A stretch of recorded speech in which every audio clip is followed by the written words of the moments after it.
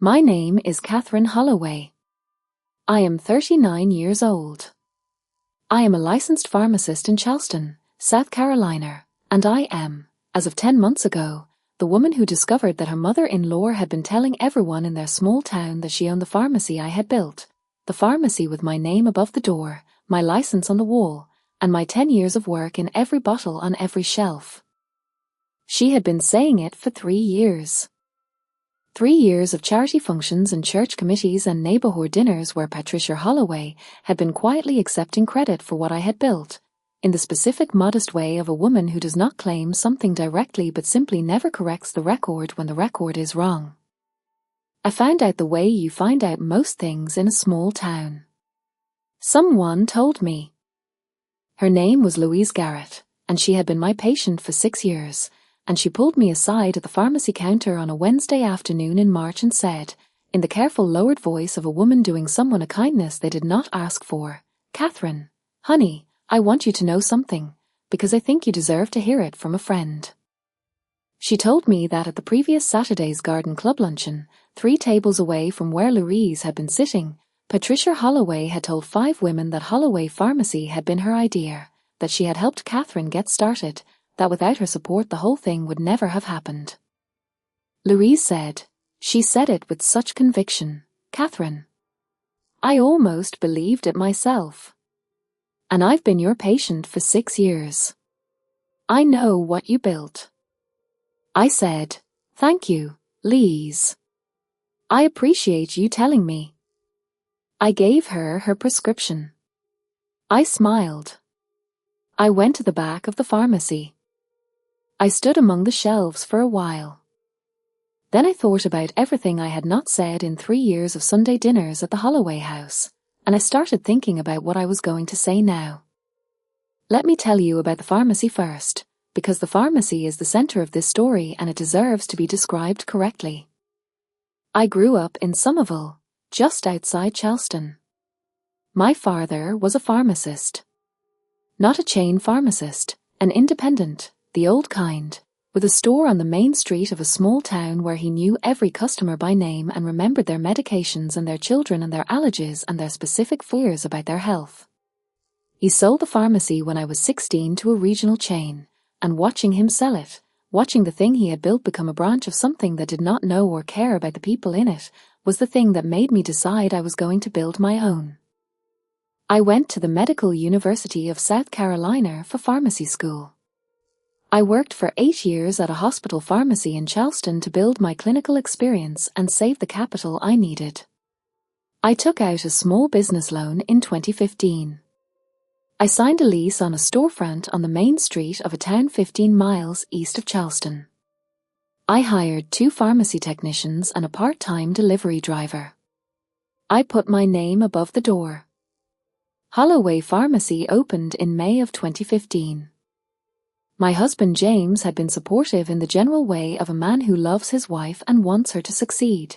He was not involved in the business, which is the honest description of his role. He worked for a commercial construction company and his hours were long and his energy at the end of the day was limited. He cheered me on. He did not write a check. He did not apply for a loan. He did not sit at the kitchen table with me at midnight going through the numbers the way I sat at the kitchen table going through the numbers. The pharmacy was mine. James knew it. I knew it. We had never had a conversation about it because it had never occurred to either of us to have the conversation. It was simply understood. What I had not understood was Patricia. Patricia Holloway is 67 years old. She is a woman of considerable social standing in the community where she has lived for 40 years. The committees, the church groups, the garden club, the network of relationships that constitute a certain kind of Southern social life. She is charming and well organized and she has opinions about everything and she delivers those opinions with the specific warmth of a woman who has learned that warmth is what makes opinions land well. I had a functional relationship with Patricia for the first 6 years of my marriage. Not close, Patricia and I were not women who would have chosen each other, but functional. We were polite at family dinners. We had the kinds of conversations that women have when they are managing a relationship rather than having one. What I had not understood, across those 6 years, was that Patricia had a story about me that was different from the story I had about myself. In Patricia's story, I was a capable woman who had done well with the support and guidance of the Holloway family. A pharmacy was part of this story, something that had happened in the context of the Holloway name and the Holloway standing and the general good fortune of being a Holloway wife in a town where the Holloways were known. This was not a malicious story. I want to be careful about that, the same way I have been careful about it in all the conversations I have had since. Patricia was not inventing. She was interpreting.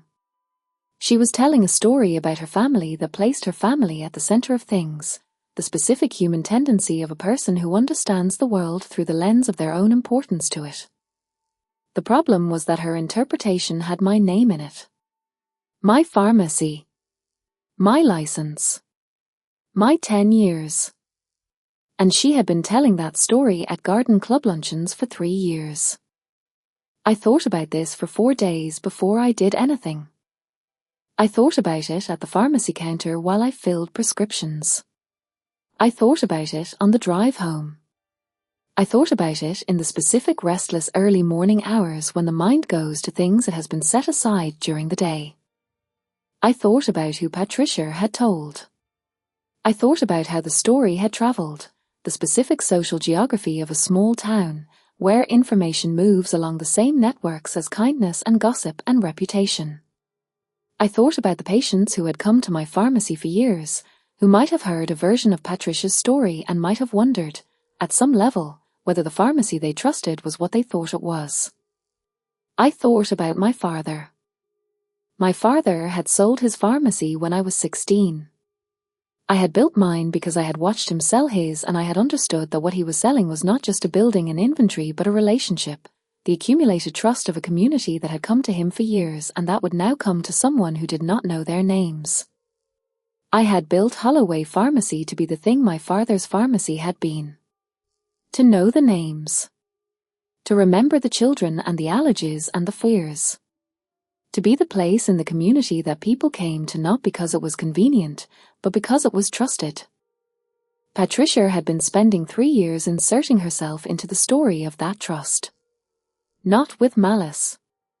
With the specific blindness of a woman who had never needed to build anything herself, and who therefore did not understand what it cost.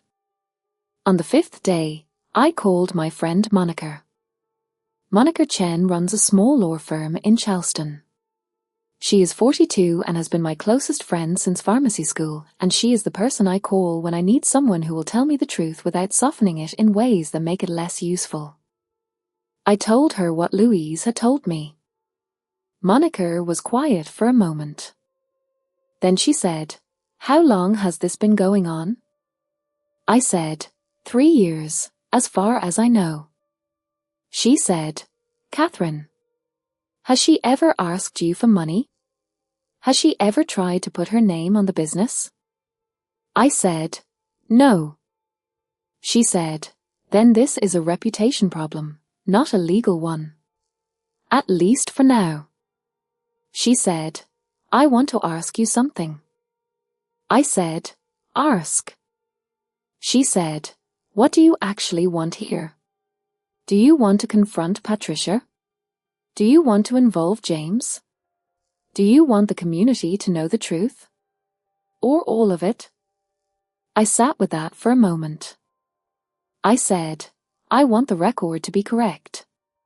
I want the people who have heard Patricia's version to understand what the actual version is. And I want Patricia to understand that I know what she has been saying and that it stops." Monica said, "Okay.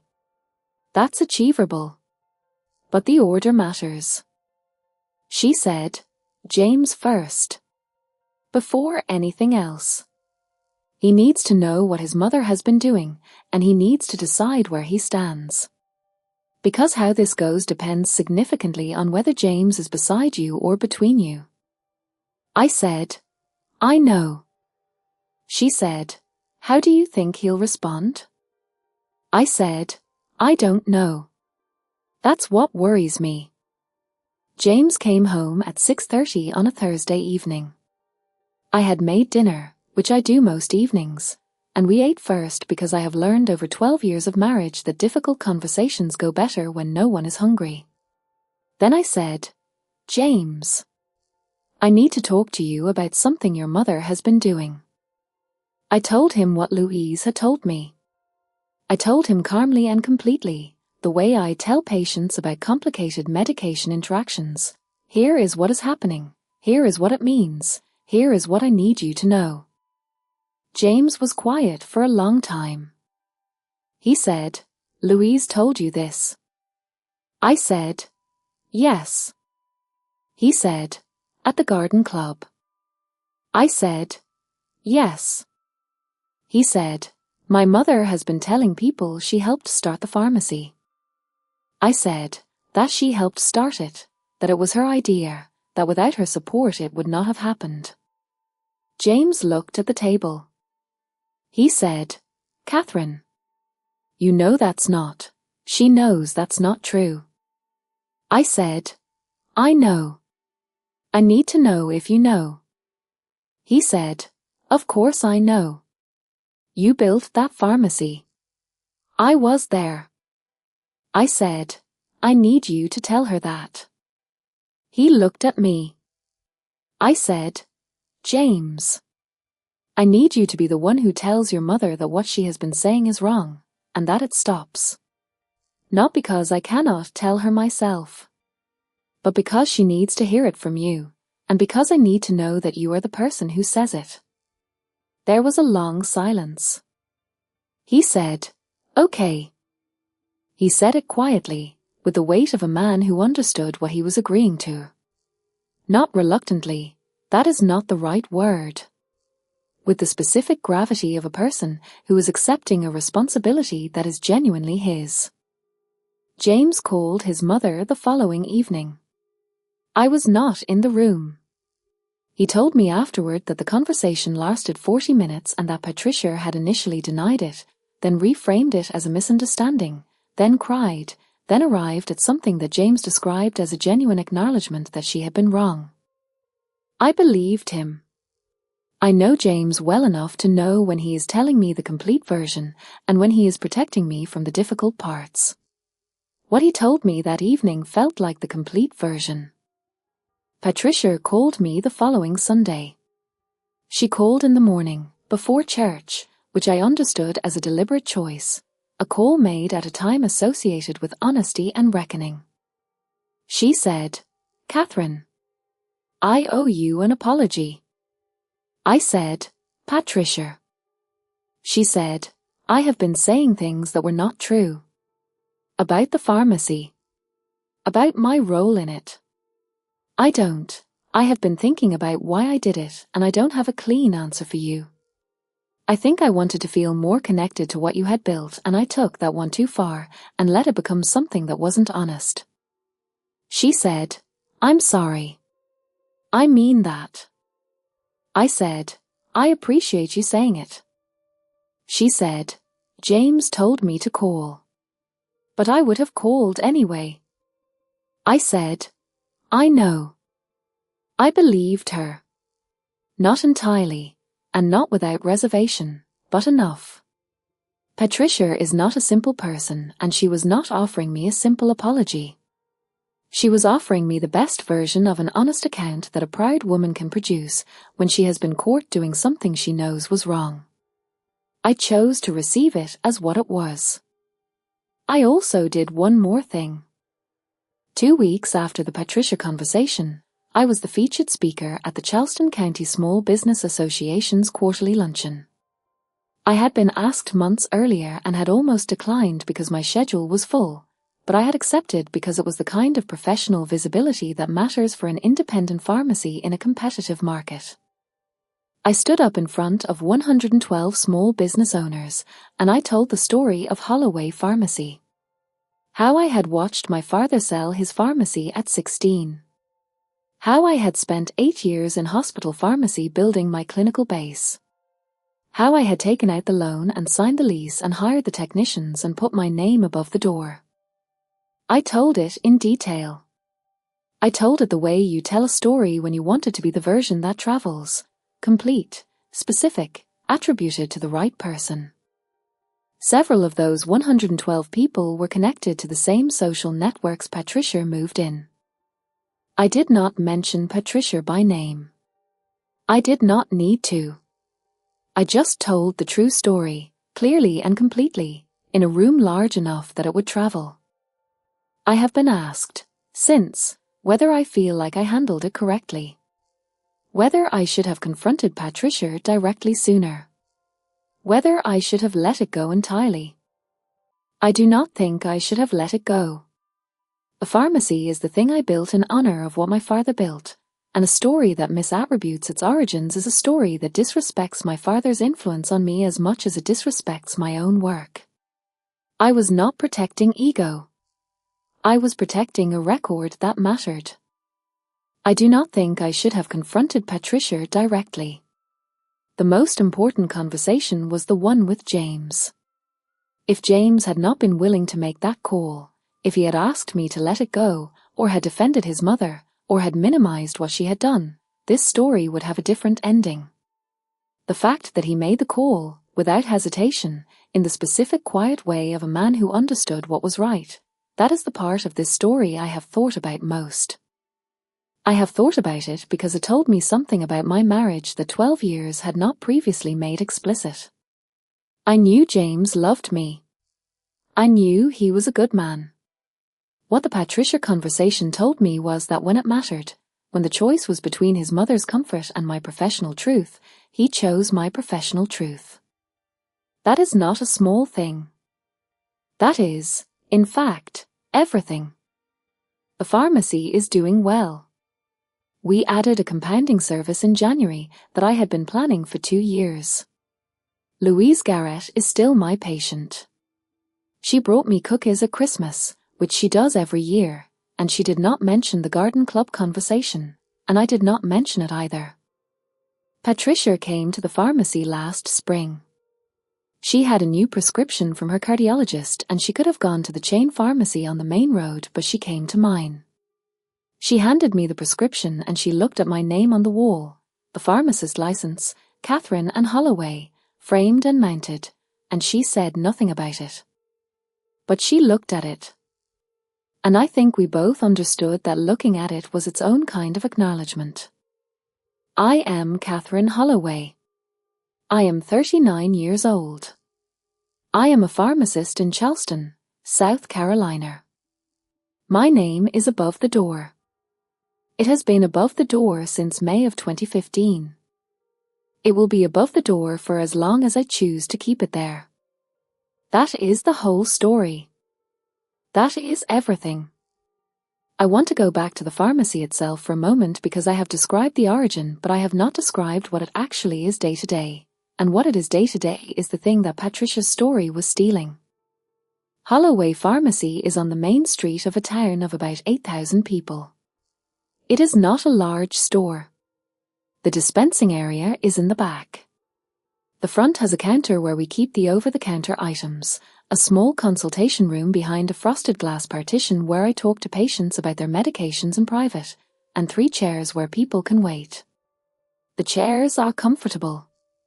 I chose them specifically to be comfortable because people who are waiting for medication are often people who are not feeling well, and comfortable chairs are a small act of care.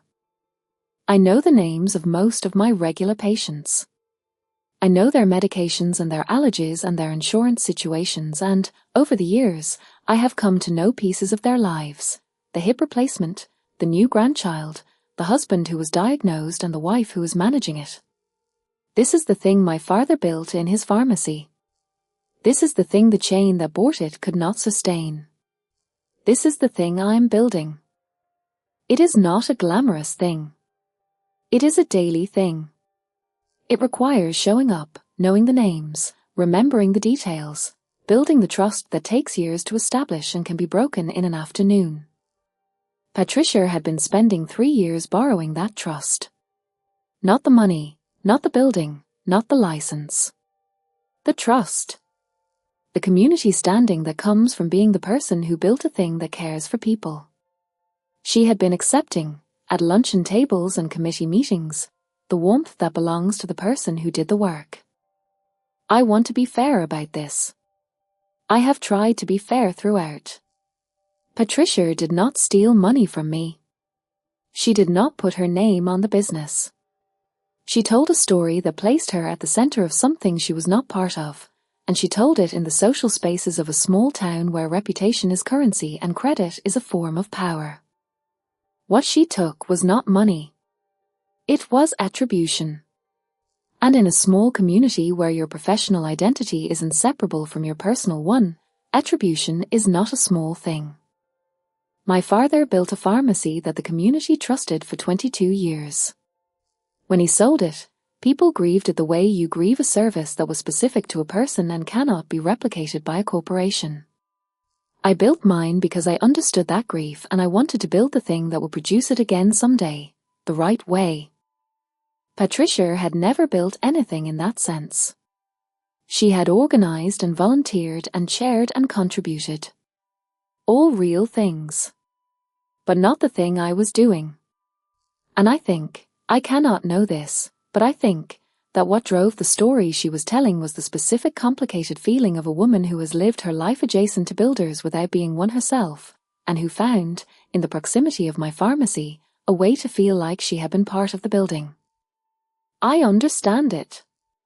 It does not excuse it.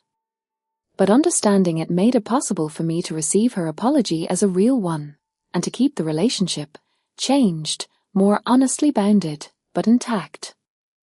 James and I had dinner with Patricia and his father last month. It was unremarkable in the best possible sense, the specific ordinary warmth of a family dinner where the difficult thing has been addressed and no one needs to address it again. Patricia asked about the compounding service. I told her about it in the same detail I would give any interested person. She asked good questions. She knows what I built. She knows I built it. I think she has always known. The story she was telling was not about not knowing. It was about the distance between knowing and being able to say it without cost to her own sense of importance. The apology was the cost. She paid it. We moved forward. That is, I think, the best outcome available in a situation like this one. Not erasure. Not a clean resolution that produces no scar. A scar, honestly made, and a relationship that continues on the other side of it with everyone understanding what is true. My name is above the door. Everyone who matters knows it always was. I want to tell you one more thing before I finish, something about Louise Garrett, who started all of this on a Wednesday afternoon in March. Louise is 71. She has been my patient since the pharmacy opened. She has type 2 diabetes and manages it better than most people her age, which she attributes to following her pharmacist's advice, which she says with a warmth that I do not take for granted. 6 weeks after the conversation at the counter, she came in for her regular prescription and she asked, "Is everything all right, Katherine? With the thing we talked about?" I said, "It is, Louise. Thank you for telling me." She said, "I almost didn't. I thought it might cause trouble." I said, "It caused the right kind of trouble." She nodded. She said, "Your father would be proud of this place." I said, "I hope so." She said, "He would be. I knew him. He was the kind of man who built things that lasted." I said, "Yes. He was." She took her prescription. She left. I stood at the counter for a moment. Then I went back to work. There were names to remember.